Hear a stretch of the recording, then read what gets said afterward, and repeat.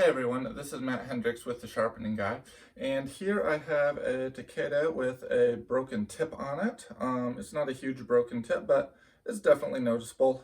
It's there. So today I'm going to show you how to repair that. So the thing about broken tips is you have to repoint them, and so you can remove material either from the top of the knife and bring that back down, or you can remove material from the cutting edge and bring the tip up. Or you can do both and you can meet somewhere in the middle. And so depending on the size of the knife, the profile of the knife, the angle of the broken tip kind of determines which or exactly how much of each you want to do. Now in this particular case, with this being a Sentoku, we don't really want to add more curve to the blade, so I don't really want to raise the tip. And if I were to raise the entire edge evenly enough to get this pointed, then I would shorten the height of the blade more than I would really like to, and I feel like that would be detrimental. So in this case, I feel like the best option is to grind from the spine down, and so we'll start back here where the curve kind of already starts on the blade, and then we'll just curve that back down until it's repointed. The knife will lose very little length doing that, but still just a little bit, and the curve and the bow and all will remain the same. Now the other advantage of removing it from the top in this case is that if I just grind on the top to remove it, then I don't have to re-thin the blade because I'm not grinding up into thicker metal from the bottom. Whereas if I were to remove the broken tip by grinding up from the actual edge, I would be grinding up into a thicker part of the blade there because the blade is obviously shaped kind of like a wedge like that. And so then, in order to make the thinness at the tip match the thinness on the rest of it, I would have to re-thin that part, which that's obviously something I can do, but all things being equal, it's still easier if you don't have to. And so in this case, since I think the best choice anyway is to go from the top, that's what we're going to do.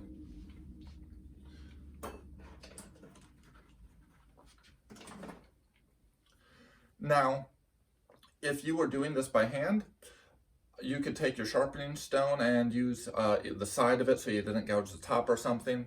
And what you could do is you could just grind like this and shape that all in until it was nice and pointed again. Now that being said, that would take you, even on a pretty thin knife like this, that would take you a really long time. So what I'm going to do instead here is I'm going to use my belt grinders that are specially designed for sharpening and knife making, since I have them, and I'm just going to reshape the knife that way.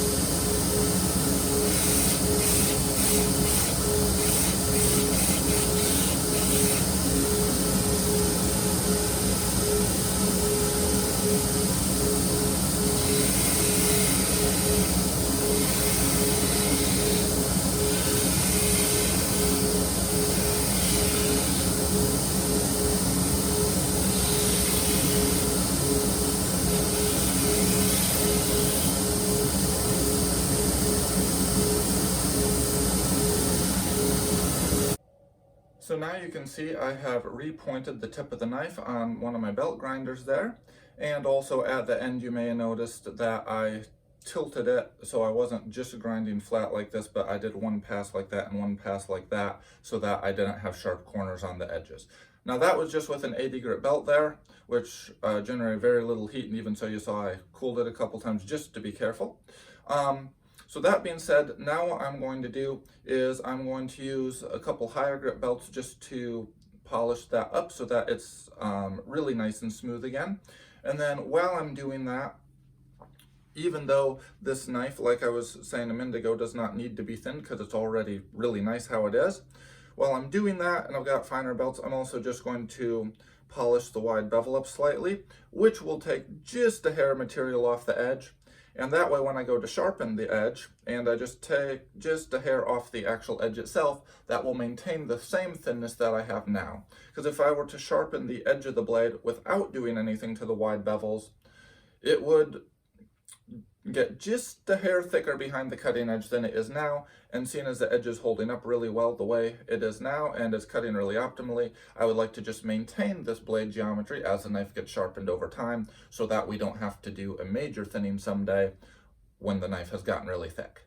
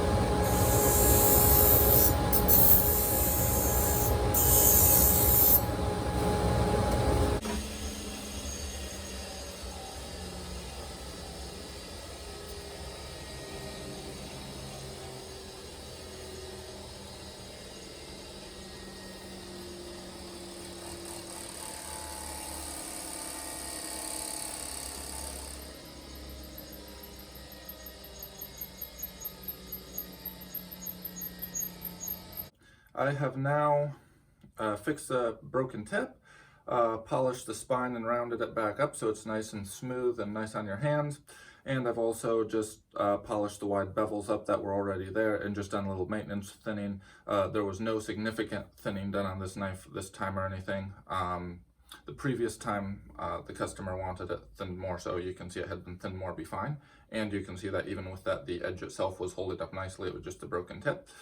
But anyway, just did a little bit of maintenance, thinning, polished it up. I did leave a little bit of a rougher satin polish on this versus doing a lot shinier, closer to mirror polish like I sometimes do.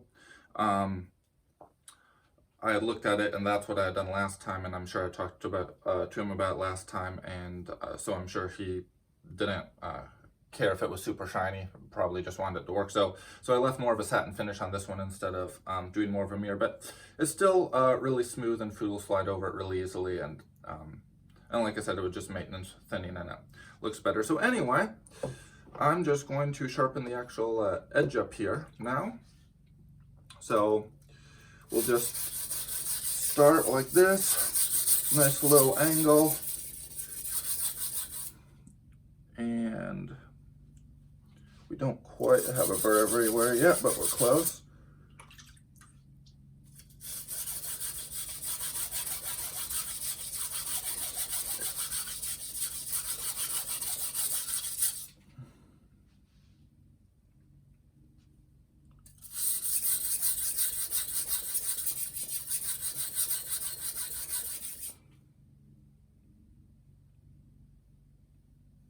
And actually, I should have grabbed this stone. I like this one better for stuff like this.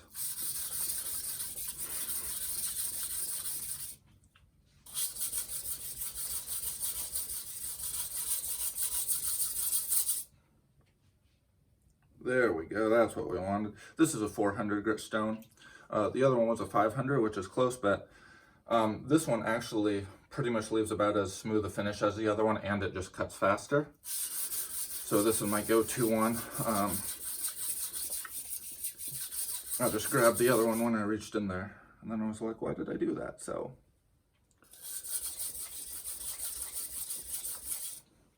anyway, got a burr everywhere. Looks good.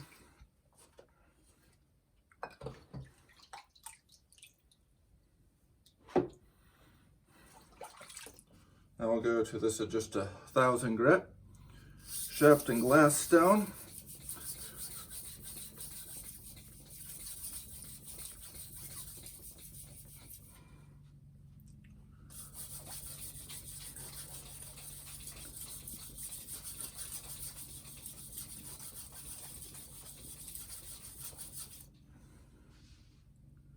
That pretty much took care of that. We'll just weaken the tiny burr a little bit.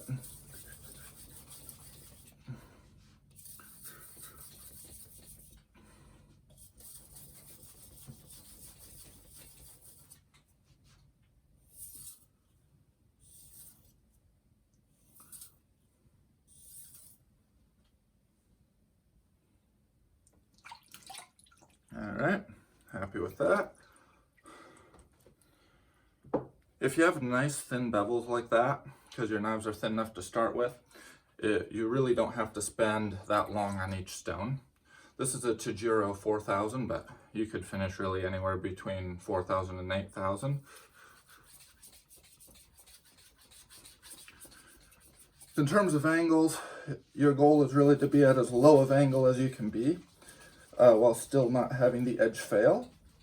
And up into the point of edge failure, a lower angle will actually have better edge retention than a higher angle. But then obviously if you get to the point of edge failure, then that's not true. But especially on a knife like this with good steel in it, there's no need to have a nice obtuse angle. You really want a nice acute angle, and it will hold it really well.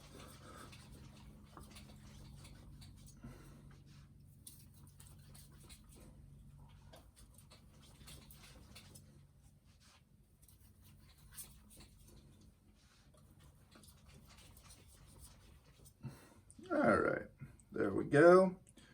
So now we'll just get rid of the burr. I'm just going to lightly cut it off this time. I use various techniques, but just felt like doing that this time.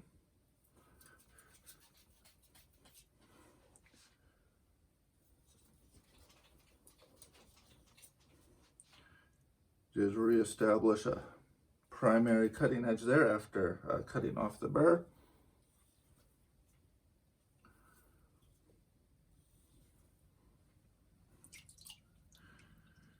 Do a few edge trailing strokes just to really establish the apex nice there again. Make sure nothing else is on there.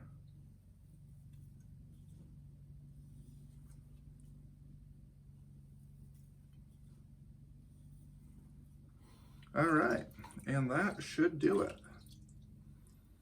That should be nice and sharp, so we'll dry this off. Actually, brought a clean shop towel over so I don't put weird scratches in the blade there.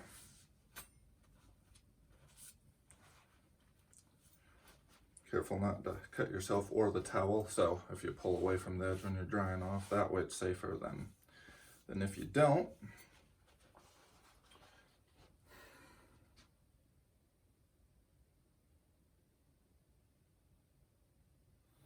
Yeah, that certainly feels nice and sharp, but let's see. So just because you can see paper better on here, you